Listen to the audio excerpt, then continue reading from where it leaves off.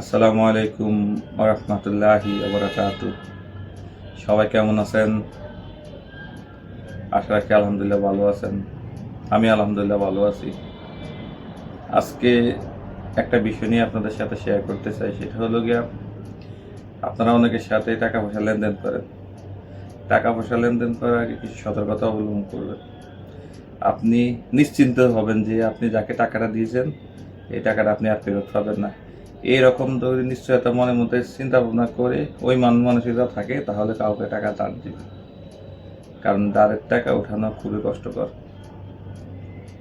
আর বিশেষ করে বন্ধু বান্ধবদের কখনো টাকা ধার দিবেন না, কারণ বন্ধু বান্ধবদের টাকা ধার দিলে সেই টাকা ওঠানো লজ্জা, আপনি বলতেও পারবেন না, সেই টাকা ওঠানো অনেক কষ্টসাধ্য হয়ে দাঁড়ায়, শেষ পর্যন্ত সম্পর্ক খারাপ হয়। যদি কারোর সাথে সম্পর্ক খারাপ করতে চান তাহলে অবশ্যই টাকাটা ধার দিয়েন। ধন্যবাদ।